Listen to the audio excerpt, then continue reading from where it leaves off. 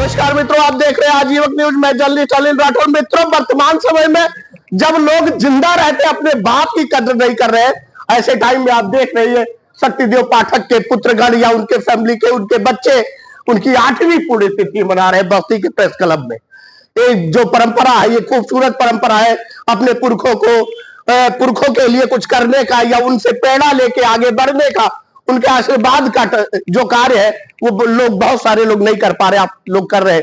इसके लिए बहुत बहुत थैंक यू। और आपसे जानना चाहते हैं कि और क्या इन लोगों के मन में अपने उस पेरेंट्स के प्रति क्या क्या है, आइए जानने की कोशिश। क्या कहना चाहेंगे और अपने पिताजी के 8वीं पुण्यतिथि पे किस तरह की श्रद्धांजलि देना चाहेंगे आप उनको?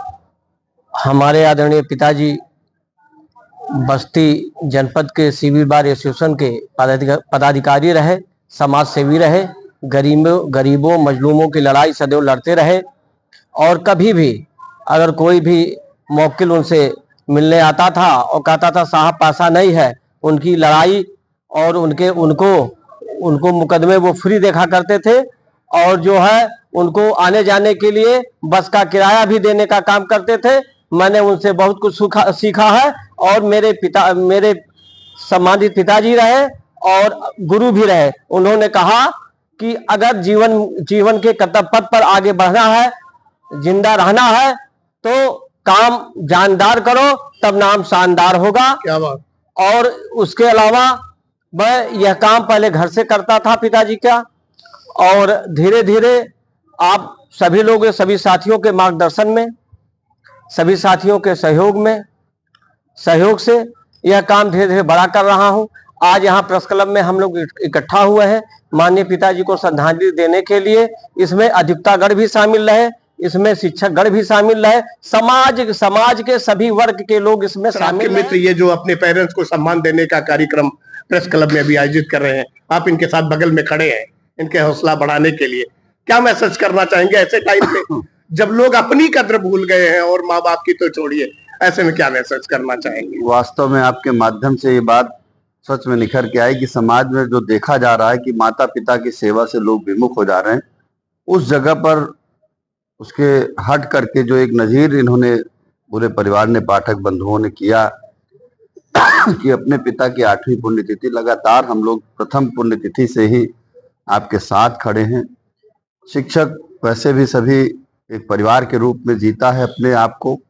हम सभी शिक्षक एक परिवार के रूप में ही जीवन यापन करते हैं और पूरे शिक्षक संगठन की तरफ से मैंने पाठक परिवार को पहले भी आश्वस्त किया और सर्वदा आश्वस्त करता हूँ, बड़े भाई भी खड़े हैं, कि सर्वदा हम आपके साथ हैं। चाचा जी नहीं रहे किंतु हम सभी उनके पुण्यतिथि पर उनके बताए गए मार्गों को, जो न्यायप्रियता उन्होंने दिखाई, जो ईमानदारी से उन्होंने जीवन जिया, उसको ये लोग भी जी रहे हैं और हम सभी भी आत्मसात कर रहे हैं उस चीज को। और हम यही चाहेंगे कि जैसे भाई अनिल पाठक जी आज उनके देवलोक जाने के उपरांत भी 8वीं पुण्यतिथि करके एक समाज को नई दिशा दे रहे हैं, एक नया मार्गदर्शन उपस्थित कर रहे हैं, एक जानिए बहुत बड़ी लकीर इन्होंने खड़ी किया है।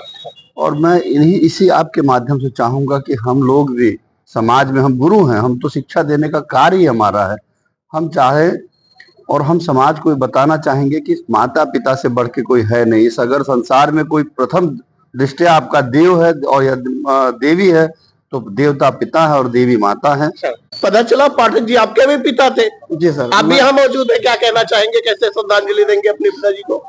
मैं तो जो है अपने पिताजी श्री स्वर्गीय शक्तिदेव पाठक जी का चौथा पुत्र हूँ। मैं पहले इस जो है प्रोफेशन में नहीं था। मेरे पिताजी अक्सर कहा करते थे कि जो है तुम मेरे साथ चले आओ। मैं चूंकि जो है मेडिकल डिपार्टमेंट था सर, तो मैं, लेकिन मुझको आने की हिम्मत नहीं होती थी, चूंकि वो रात में 10 से लगभग रात में 2 बजे तक बैठे रहते थे, ऑफिस में काम किया करते थे।